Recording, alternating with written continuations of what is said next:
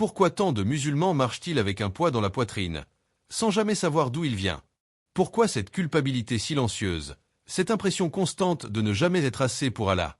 Beaucoup vivent en s'accusant intérieurement. Ils se reprochent des choses qu'Allah lui-même n'a jamais appelées péché. Et si une partie de ta culpabilité ne venait pas de ta foi, mais d'une confusion? Bienvenue sur Révélation de l'Islam. Dans cette vidéo, nous allons ensemble explorer des enseignements précieux de l'Islam qui, Inch'Allah, renforceront votre foi et apporteront de la lumière dans votre vie. Allah dit, Allah ne veut pas vous imposer de gêne, mais il veut vous purifier et parfaire son bienfait sur vous. Alors pourquoi te fais-tu porter ce qu'Allah ne t'a jamais demandé? Aujourd'hui, regardons 5 choses qui font souffrir le cœur de nombreux musulmans, alors qu'Allah ne les a jamais condamnés. Et peut-être que dans cette vidéo, tu déposeras enfin un fardeau que tu portes depuis trop longtemps. Être fatigué spirituellement. Il y a des jours où tu pries, mais ton cœur n'avance pas avec tes lèvres. Les mots sortent, les gestes sont là, mais à l'intérieur, quelque chose est lourd. Silencieux. Fatigué. Tu regardes les autres. Tu vois des croyants qui semblent forts, constants, lumineux. Et toi, tu te dis en secret, pourquoi pas moi? Qu'est-ce qui ne va pas chez moi? Alors la culpabilité s'installe. Elle ne crie pas. Elle murmure. Elle te répète que ta foi est faible, que ton cœur est défaillant, que tu es un mauvais croyant. Un homme pieux a vécu cela avant toi. Il se levait pour prier, mais sentait parfois son cœur vide. Un jour, cette fatigue fut trop lourde. Il s'effondra en larmes et dit, « Oh Allah, je fais ce que je peux, mais parfois je ne ressens plus rien. » Il croyait qu'Allah l'avait abandonné. Il croyait que ce vide était un signe de rejet. Mais Allah dit, « Allah n'impose à aucune âme une charge supérieure à sa capacité. » Ce verset ne parle pas seulement des épreuves visibles. Il parle aussi de ce poids intérieur que personne ne voit. La fatigue spirituelle n'est pas une trahison. Elle n'est pas un péché caché. Elle est le signe d'un cœur qui lutte, d'une âme qui continue malgré l'effort. Même les meilleurs parmi les croyants ont connu ces moments de baisse. Ils avaient peur.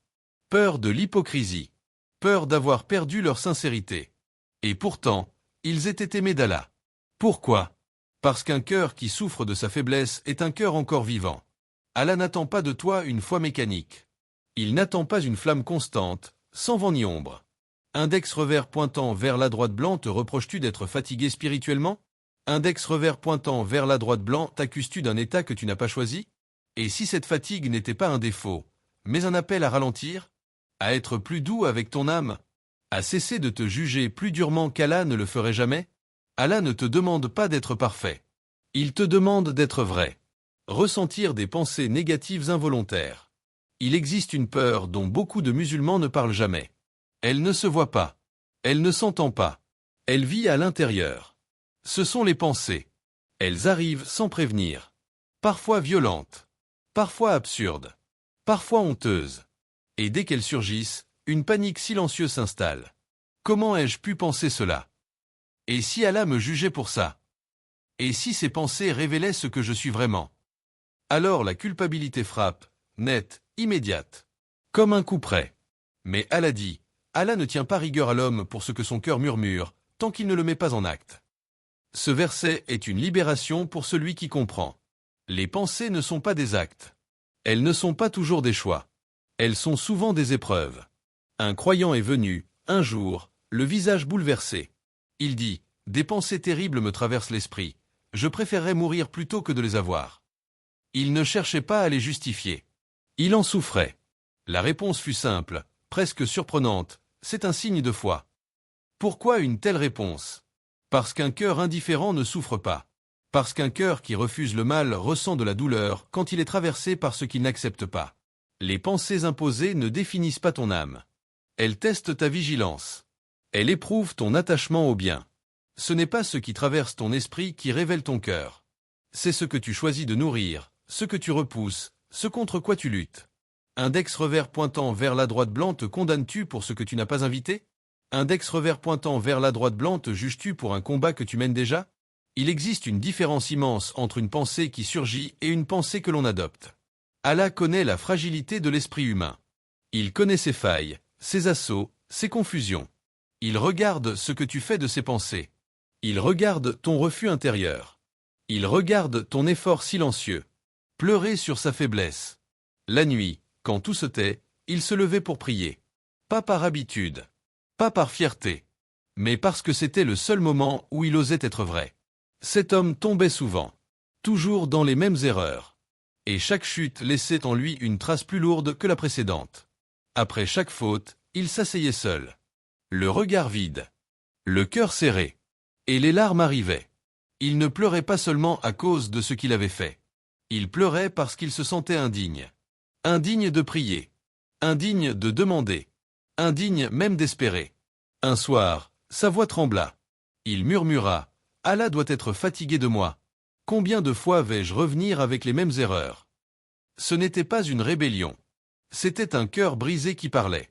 Mais Allah dit, « Ô mes serviteurs qui avez commis des excès contre vous-mêmes, ne désespérez pas de la miséricorde d'Allah. » Ce verset ne s'adresse pas au cœur froid. Il s'adresse à ceux qui pleurent en silence. À ceux qui tombent, mais qui ressentent encore. Pleurer sur sa faiblesse n'est pas une honte. Ce n'est pas un signe de rejet. C'est la preuve que le cœur n'est pas mort. Le vrai danger n'est pas de tomber. Tomber fait partie de la condition humaine. Le vrai danger, c'est de tomber sans plus rien ressentir. Sans regret. Sans douleur. Sans retour. Les larmes ne sont pas une faiblesse devant Allah. Elles sont un langage. Un langage que les mots n'arrivent plus à porter. Index revers pointant vers la droite blanc, as-tu honte de tes larmes? Index revers pointant vers la droite blanc, les caches-tu comme si elles te condamnaient? Et si ces larmes étaient plus aimées que des actes parfaits accomplis sans cœur? Allah ne méprise jamais un cœur brisé. Il ne détourne jamais son regard de celui qui revient, même épuisé, même honteux. Car revenir en pleurant est encore une forme de foi.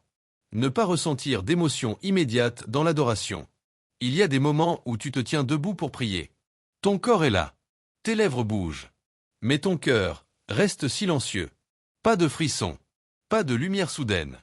Pas de paix qui descend immédiatement. Alors une pensée apparaît, discrète mais lourde. Ma prière n'est-elle pas vide? Où est mon cœur?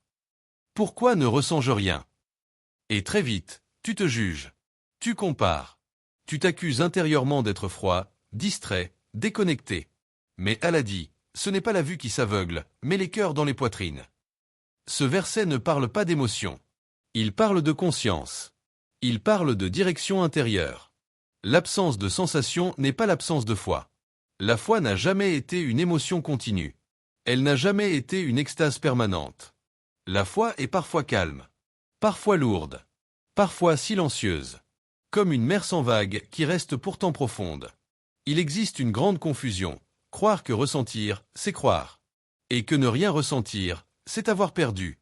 Mais la foi ne se mesure pas à l'intensité d'un moment. Elle se mesure à la fidélité dans la durée. Revenir. Encore. Même quand le cœur ne répond pas. Même quand rien ne se passe. Index revers pointant vers la droite blanc, te reproches-tu de ne pas ressentir assez? Index revers pointant vers la droite blanc, te demandes-tu si Allah accepte une adoration sans émotion? Et si Allah regardait autre chose? Et s'il regardait ta constance silencieuse? Ton effort discret? Ton choix de rester, même sans récompense immédiate? Parfois, l'adoration la plus pure n'est pas celle qui bouleverse, mais celle qui persiste. Prier sans émotion, c'est parfois prier sans intérêt personnel. Sans recherche de sensation. Juste par fidélité. Il y a une sincérité particulière dans l'adoration qui continue alors que le cœur est calme, neutre, presque vide. Comme si l'âme disait, je reste, même si je ne ressens rien aujourd'hui. Et dans ce silence, quelque chose se construit. Avancez lentement. Sur le chemin de la foi, tout le monde n'avance pas au même rythme. Certains semblent courir. Leur transformation est visible, rapide, presque évidente. D'autres avancent à petits pas. Parfois hésitants. Parfois lourds. Et très souvent, ceux qui avancent lentement se regardent avec sévérité. Ils se comparent. Ils mesurent leur retard. Ils se demandent, pourquoi suis-je encore là? Pourquoi est-ce que je n'ai pas changé plus vite? Alors la culpabilité apparaît. Une culpabilité discrète, mais persistante. Celle de ne pas être assez loin. Mais Allah dit, Allah aime ceux qui reviennent vers lui, encore et encore. Il n'est pas dit, ceux qui arrivent vite. Ceux qui ne tombent jamais. Ceux qui progressent sans effort. Il est dit, ceux qui reviennent. La lenteur n'est pas un péché. Elle fait partie de nombreux chemins sincères. Le vrai danger n'est pas d'avancer lentement. Le vrai danger, c'est de s'arrêter. Un pas sincère, fait avec le cœur, dans la difficulté, vaut plus que 1000 pas forcés, vides, mécaniques, dictée par la comparaison.